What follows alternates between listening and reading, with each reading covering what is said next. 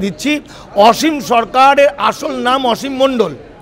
1976 সালে তিনি সাতপার দীননাথ বয়রা হাই স্কুলে 8-এ পড়তেন। এই সাতপাড়ের পশ্চিম পাড়ে তার বাড়ি। সেটা হচ্ছে আমাদের গোপালগঞ্জ থেকে, বাংলাদেশ গোপালগঞ্জ থেকে 18 কিলোমিটার। একের পর এক অসাংবিধানিক কথায় কিন্তু একেবারে বঙ্গ রাজনীতি উত্তপ্ত করার চেষ্টা ক্রমশ করে চলেছে বিজেপি। প্রথমে বিধানসভার বাইরে শুভেন্দু অধিকারী চ্যাংদোলা মন্তব্য, তারপর দিলীপ ঘোষের একেবারে রাস্তা উদ্বোধন করতে গিয়ে মহিলাদের বাপ তুলে কথা বলা, কোট অ্যান্ড কোট মহিলাদের বাবা তুলে কথা বলা। আর অপর প্রান্তে অসীম সরকার, বিজেপির একেবারে নেতা এবং কবিয়াল অসীম সরকারের মুসলিম সম্প্রদায়কে একেবারে নাম না করেই জেহাদি প্রসঙ্গ টেনে এনে এনকাউন্টার করার হুঁশিয়ারি 2026-এ ভোটের আগে একেবারে কিন্তু জল্পনা তুঙ্গে। কি বলবেন? দেখুন, অসীম সরকার যেটা বলেছে আমরা শুনেছি চারিদিকে, একটি অশিক্ষিত মানুষের মুখ দিয়ে যেভাবে উচ্চারিত হয় সেভাবেই উচ্চারিত হয়েছে। কিন্তু ব্যক্তি জীবনে আমি অসীম সরকারকে যতটা জানি, ওই এনকাউন্টার মানেটাও সেইভাবে জানে না। মোটামুটিভাবে 8 পর্যন্ত পড়েছিল, ট্রেনে ভিক্ষা করত। সেই প্রসঙ্গে আমি পড়ে যাচ্ছি। তার আগে বলে নিই, 2026-এ অসীম সরকার যেটা বলছে এটা কিন্তু অসীম সরকারের কথা নয়। কারণ বিজেপির ম্যাক্সিমাম নেতা এবং এক্স মন্ত্রী, যেমন ধরুন নিশীথ পরামানিক, স্বপন মজুমদার, এমএলএ স্বপন মজুমদার, সাংসদ জগন্নাথ সরকার, এমএলএ অম্বিকা রায়, এমএলএ অশোক কীর্তনিয়া, এমএলএ কি যেন বঙ্কিম সরকার না বঙ্কিম এরা প্রত্যেকেই হচ্ছে অবৈধ অনুপ্রবেশকারী। এরা কাঁটা তার পেরিয়ে অবৈধ পথে ভারতবর্ষে ঢুকেছে। সেটা কেউ না জানুক, চোখ বুজে থাকলে তার প্রলয় বন্ধ হবে না। ওরা ভাবছে আমাদের কেউ ধরতে পারছে না, কিন্তু ভারত সরকার জেনে গেছে এনপিআরের মাধ্যমে, যেই ভোটার আধার লিঙ্ক করেছে তার মধ্যে জেনে নিয়েছে ওরা অবৈধ অনুপ্রবেশকারী। ফলে ওদেরকে চাপ দেওয়া হচ্ছে, তোরা এই কথাটা বল, না হলে তোদের ধরে নেবো। ফলে অসীম সরকারকে দিয়ে এই কথাগুলো বলানো হচ্ছে। এখন বিজেপি ওদেরকে দিয়ে এই কথাগুলো বলিয়ে নেওয়া নিয়ে বাংলাকে ধ্বংস করার আগে বিজেপিকে আমরা ধ্বংস করব ওদেরকে দিয়ে।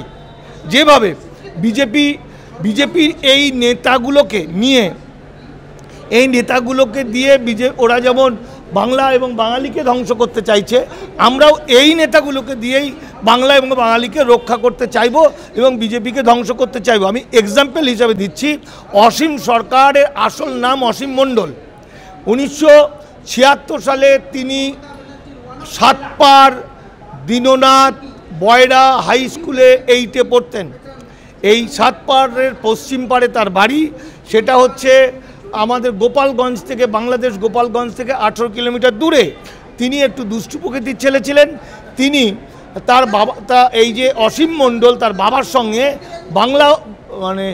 বাংলাদেশ মুক্তিযুদ্ধের সময় বাংলায় এসেছিলেন, আবার ফিরে গেছেন। কিন্তু তিনি মাঝে মধ্যেই আসতেন, খঞ্জনি বাজাতেন, কীর্তনের দলে কেঁদে কেঁদে খঞ্জনি বাজাতেন এবং যথেষ্ট সুখ্যাতি তার হয়েছিল।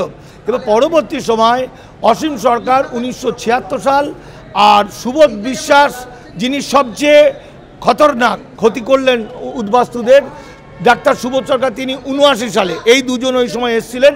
অসীম সরকার এসে হেলেঞ্চাতে থাকতেন এবং বনগাঁতে রেল লাইনের ধারে জুবড়ি করে থাকতেন, ট্রেনে ভিক্ষা করতেন। এই অসীম সরকার, হিটলারও আমরা জানি একসময় শিল্পী ছিলেন, তিনি ছবিও আঁকতেন এবং তিনি ড্রেন পরিষ্কার করতেন। 60 লক্ষ ইহুদিকে হত্যা করেছিলেন, বিশ্ব ত্রাস হয়ে উঠেছিলেন। অসীম সরকারও হিটলারের লেজ ধরে মনে করছেন আমি তো ওই ভিক্ষা করতাম, এখন আমি, তারপর বিজেপির এমএলএ হয়ে গেছে। বিজেপি উদ্বাস্তু 18টা রাজ্যের যে উদ্বাস্তু আছে তাদেরকে ঠকিয়ে সে হাতের মুঠোই করে নিয়ে তাদেরকেই বেনাগরিক করার জন্য আইন টাইন করে সহযোগিতা করেছে। আজকে তারা তো সব শেষ। অসীম সরকার এখন 60 লক্ষ না 60 কোটি মানুষকে শেষ করার জন্য স্বপ্ন দেখছেন এবং তার একটা স্বপ্নও তো অনেক রকম হয়, আর একটা স্বপ্ন হচ্ছে বাংলার মুসলমান সম্প্রদায়কে ওরা গুলি করে মারবে। অথচ যে অসীম সরকার নিজেকে একজন মতুয়া বলে দাবি করে, সেই মতুয়ার অন্যতম প্রতিষ্ঠাতা হরিচাঁদ ঠাকুর এবং গুরুচাঁদ ঠাকুর মুসলমান মাকে মা বলতেন এবং মক্তবে পড়াশোনা করতেন, মানুষ হয়েছেন মুসলমানদের বাড়িতে, যে কারণে আজও বাংলাদেশের হরি গুরুচাঁদ মন্দিরে প্রথম পুজো দেওয়ার সুযোগ পায় মুসলমান তিনকড়ি মিয়ার পরিবারেরা। এই কুলাঙ্গার অসীম সরকাররা মতুয়ার ধারণাটাই পাল্টে দিচ্ছে, যে মতুয়া বেদ বিধির বিরুদ্ধে একটা অদ্ভুত সুন্দর ধর্ম, সেটাকে একটা ব্রাহ্মণ্যবাদীদের পা চাটা কুকুর হয়ে এইভাবে মানুষকে ঠকিয়েছে। আসলে 2026 ভোটের আগে অসীম সরকারকে হয়তো আমরা দেখা করতে যাব জেলখানায়, কারণ তার আইনত তার 10 লাখ টাকা ফাইন এবং 7 বছর জেল হবে, তারপরে পুশব্যাক করবে। 2026 সময় বিজেপির এই বাংলাদেশে অনুপ্রবেশকারীরা, যারা দেশভাগে বলি হওয়া অসংখ্য গরিব মানুষদের, যারা আমাদের উদ্বাস্তু ভাইদের ধরিয়ে দিতে চাইছে, যাদের বেনাগরিক করে দিয়েছে, তাদের জেলেই আশ্রয় হবে। আমরা ওই জেলে দেখা করতে যাব, আমার একটু চেনা জানা বলে। কিন্তু যে জিনিসটা আমরা দেখতে পাচ্ছি যে এই যে দিলীপ ঘোষের এইরকম বক্তব্য এবং শুভেন্দু অধিকারীর এই চ্যাংদোলা মন্তব্য, এই মন্তব্যকে আপনি কি বলবেন? দিলীপ ঘোষ একেবারে কিন্তু তিনি বারংবার বলছেন আমি রাজনীতি ছেড়ে দেবো, কিন্তু মেজাজ ছাড়বো না, ঘরে ঢুকে বের করে এনে মারা হবে। দেখুন, দিলীপ ঘোষ বেসিক্যালি একটি অশিক্ষিত মানুষ, এবং অশিক্ষিত মানে দিলীপ ঘোষ আরএসএসের প্রচারক। পৃথিবীতে এমন কোনো ভদ্র সভ্যটা বাদ দিন, মানবিক নীতি নৈতিকতা থাকা, মানুষকে ভালোবাসা, দেশকে ভালোবাসা কোনোদিন বিজেপি আরএসএস করতে পারে না। দিলীপ ঘোষ ওই রকমই একটি অশিক্ষিত মূর্খ মানুষ। কিন্তু অনেক সময় তো মানুষ মেজাজ হারিয়ে ফেলে। এটা দিলীপ ঘোষকে খোঁচানো হয়েছে, খোঁচানোর ফলে রেগে গেছে, এটাতে আমি কিছু অপরাধ মনে করি না। ঠিক যেইভাবে মমতা ব্যানার্জি সেই কানের কাছে একজনের জয় শ্রীরাম বলেছিল, মমতা ব্যানার্জি রেগে গেছিল, এটা দিলীপ ঘোষও সেইভাবে রেগে গেছিলেন। তবে তাদের মধ্যে তো একটা দম্ভ কাজ করে, একটা আরএসএস বিজেপির লোক, বিরাট ক্ষমতা, হাত দিয়ে মানুষের মাথা কেটে নেবে। তাই উনি একজন জনপ্রতিনিধি হিসাবে ওনার উচিত ছিল সেই মেয়েটিকে একটু ভালো করে কথা বলা বা সরি বলা। আমরা হলে বলতাম সরি, হ্যাঁ, এটা বলেনি, এটা ওদের দম্ভ কাজ করছে। ওরা মনে করছে যে বাংলাটাকে ওরা দখল করে ফেলেছে, এটা ওদের একটা মূর্খামি ছাড়া কিছু নয়। একেবারে শেষ প্রশ্নে যাব। ইতিমধ্যে সমাজ মাধ্যমে একটি ভিডিও ভাইরাল হয়েছে, সেখানে আপনাকে একেবারে সেই ভিডিওতে দেখা যাচ্ছে হরিচাঁদ গুরুচাঁদ ঠাকুর অর্থাৎ মতুয়াদের যিনি প্রতিষ্ঠাতা, তার বিরুদ্ধে আপনার কথা, এরকম একটা ভিডিও সামনে কিন্তু ভাইরাল হয়েছে। এই ভিডিওটা দেখে আপনার কি মনে হচ্ছে এখানে কি কোনো রাজনৈতিক চক্রান্ত কাজ করছে? কারণ সামনে একেবারে 2026 কিন্তু সামনে বিধানসভা ভোটে এই ভিডিওকে কোনোভাবে হাতিয়ার হিসাবে কাজ করতে চাইছে কি বা হাতিয়ার হিসাবে নিতে চাইছে বিজেপি, কি বলবেন? অসীম সরকারের এরকম একটা ভিডিও ভাইরাল হয়েছে, যে ভিডিওর মাধ্যমে অসীম সরকার বোঝাতে চেয়েছেন যে মানিক ফকির একজন শয়তান মানুষ, যে আমাদের মতুয়া ধর্মের প্রতিষ্ঠাতা হরিচাঁদ ঠাকুর এবং গুরুচাঁদ ঠাকুরকে অপমান করেছে, বারুণী মেলা বন্ধ করার জন্য হুমকি দিয়েছে। আসলে বিষয়টা তা না, বিষয়টা হচ্ছে অসীম সরকার 1 বছর আগেকার একটা আমার ফুটেজ ভিডিও, সেটা কেটে এখানে লাগিয়েছে। সেই ফুটেজে আমি বোঝাতে চেয়েছিলাম 1 বছর আগে যে ধরনের আইন এসেছে দেশে, এবং সিএ এনআরসিতে সিএ 19-এ একজনও নাগরিকত্ব পাবে না, আপনাদেরকে বেনাগরিক করে দেওয়া হচ্ছে। আপনারা একত্রিত হন, যখন আগুন লাগে বা বান হয়ে যায় মানুষ, তখন অন্য আনন্দ সব কিছু ভুলে গিয়ে একত্রিত হওয়ার চেষ্টা করে। আজকে আপনারা যদি এই বারুণী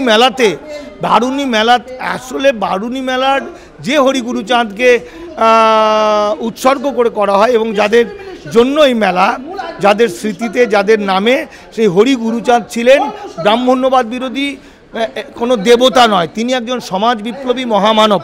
এবং যারা মতুয়াকে ধ্বংস করতে চেয়েছে, তারাই তাকে হরিগুরুচাঁদকে ভগবান রূপে প্রতিষ্ঠা করেছে। আমি বলেছিলাম এই মুহূর্তে আপনাদের উচিত বারুণী মেলার মধ্যে এসে একত্রিত হয়ে আপনারা নিজেদের বাঁচার জন্য একত্রিত হন, লড়াইয়ের প্রস্তুতি নিন, আন্দোলন করুন। আজকে যদি 1 বছর আগে এই কথাটা আমার শুনতো, তাহলে আজকে 1 বছর পরে আজ যে আইনটা তৈরি হলো, immigration and foreigners bill act যেটা হচ্ছে, সেখানে বলছে অবৈধ অনুপ্রবেশকারী বা যারা পাসপোর্ট ভিসা ছাড়া এসেছে বা ফিরে যায়নি, তাদের 7 বছর জেল, 10 লাখ টাকা ফাইন। সুতরাং তারা বেঁচে যেত। এখন আর এদের বাঁচার কোনো রাস্তা নেই। এমনকি ইমিগ্রেশন অ্যাক্ট এই যেটা এলে সিএরও কোনো ভ্যালু থাকছে না, সিএ আইনটাই বাতিল হয়ে যাচ্ছে এক অর্থে।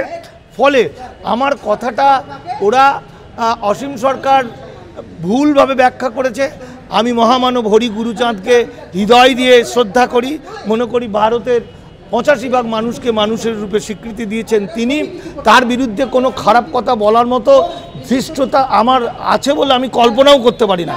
উনি এই কারণেই বলেছেন, আজকে এই কিছুদিন হলো যে ভারতবর্ষের 18টা রাজ্যের বিভিন্ন বিজেপি নেতা যারা উদ্বাস্তু, উত্তরপ্রদেশ, রাজস্থান, ছত্তিশগড়, দণ্ডকারণ্য, উড়িষ্যা, আন্দামান, বিভিন্ন জায়গায় বিজেপিপন্থী উদ্বাস্তু নেতারা আমার সঙ্গে যোগাযোগ করছে।